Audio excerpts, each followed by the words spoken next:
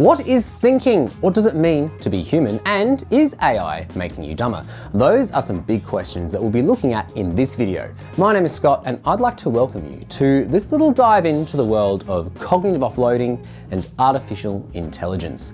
Let's dive into it. Thinking is a wonderful thing. According to the American Psychological Association's dictionary, thinking is the cognitive behavior in which ideas, images, mental representations, or other hypothetical elements of thought are experienced or manipulated. It includes things like imagining, remembering, problem solving, daydreaming, and many other processes. We think a lot, and thinking really has made us who we are, and it's a very human thing to do. Many philosophers have had thoughts about thinking and how it makes us human. Aristotle spoke about the idea of logos, or reason. He believed that humans were thinking animals and exceptional in that way. John Locke talked about how our memories, our thoughts, made up our identities, not our bodies. Rene Descartes famously wrote, "Cogito ergo sum." I think, therefore I am. Hannah Arendt had a lot of thoughts about thinking and how a lack of thinking leads to tyranny. And I've simplified a few philosophers' ideas here, but thinking is a huge part of what makes us human. It's remembering. It's drawing from things in our long-term memory. It's planning, critiquing, problem solving, wondering. Really excellent things. And humans are very special because not only can we think, but we can also think about thinking and strategies that we use to make things easier for us, even if we don't realize what we're doing. Let's talk about cognitive offloading. I've been fascinated by the idea of cognitive offloading for a while. Cognitive offloading is when you offload or assign some of your cognitive or thinking memory work to something else. This is not a new idea. Humans have been doing this since, well, certainly since we started making markings on walls or had ways to think about numbers. Without cognitive offloading, well, we wouldn't be where we are today as a society or even as a species. Externalizing some of our thought processes frees up our brain to do other things, or it makes the thinking easier. Counting on your fingers is a form of cognitive offloading, as it allows you to keep track of the numbers more easily. Using tally marks is a form of cognitive offloading. Turning your head or tilting a page to read something easier is cognitive offloading, because you no longer have to try and rotate it with your brain, you're doing it physically. And writing is cognitive offloading. It allows us to store memories externally. Writing really is a wonderful thing, and in many accounts, writing is a form of thinking. We're literally extending our thoughts, and therefore our minds, onto something external. We use this to record things so that we don't forget them, and many people use writing as a way to think, to problem solve, reflect, process. This allows us to record our thoughts for later and refine our thoughts so that they can be clearer and even share our thoughts with others. Cognitive offloading is really important for us if we're going to function, especially with the business of life in current year. Cognitive offloading allows us to externalize some thoughts and increases our cognitive performance. There can be some trade-offs though. You may have heard the notion that people don't remember phone numbers anymore, and that really is kind of true. I'm 29 and I can remember 4 phone numbers: my mobile number, my wife's mobile number, my childhood family home's landline, and my wife's family home's landline. And all of these numbers I learnt when I was between 10 and 15 years old.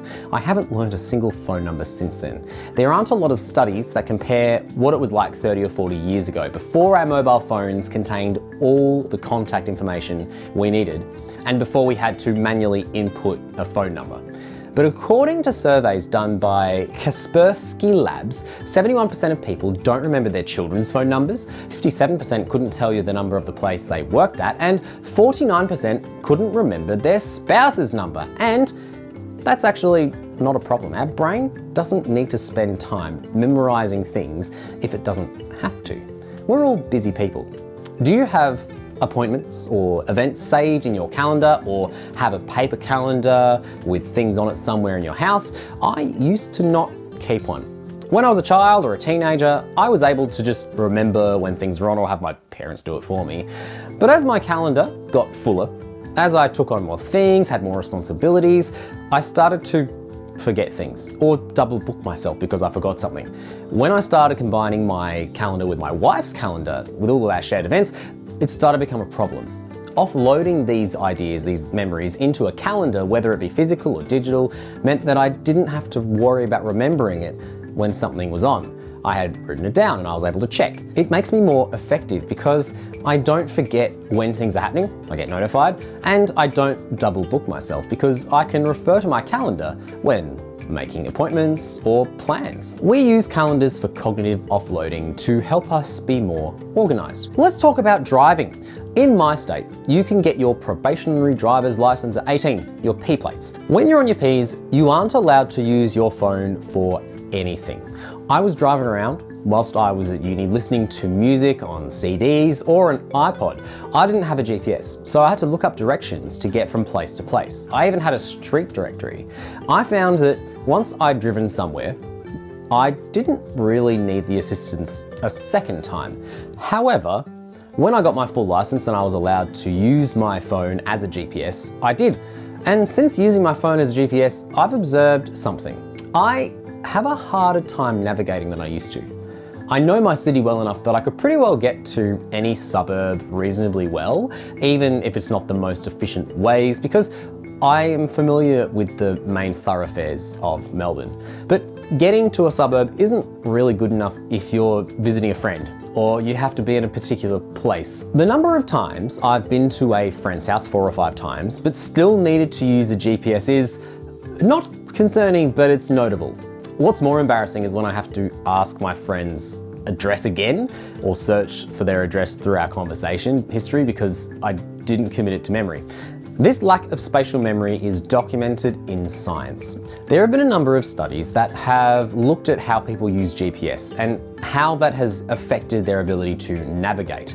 There have been studies that have looked at how frequently people use GPSs and compared it to their spatial awareness. There have been studies that have compared a group of people using GPSs and a group of people without using GPSs getting from A to B.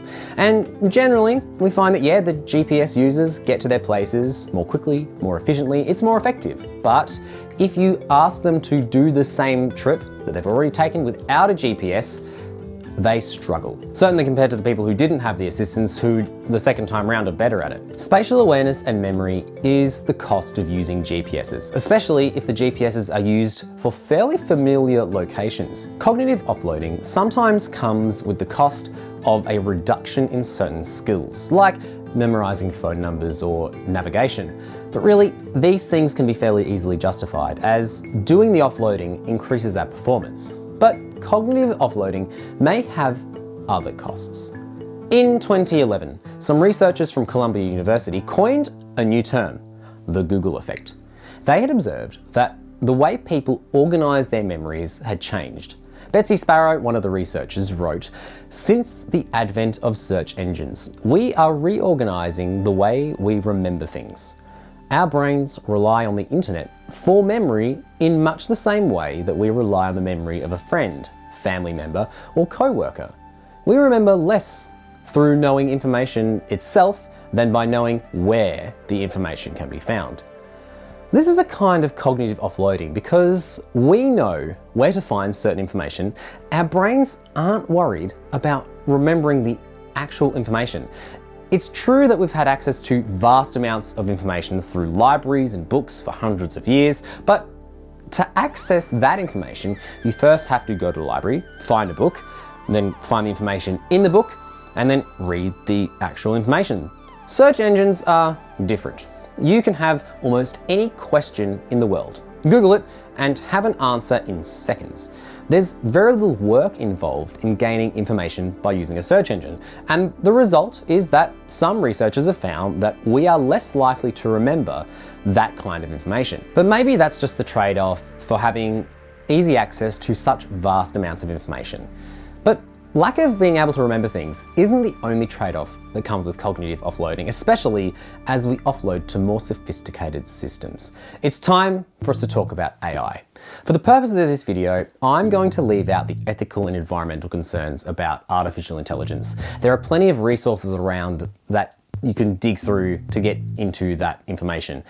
I'm also not going to talk about how sometimes, or often, AI gets information wrong.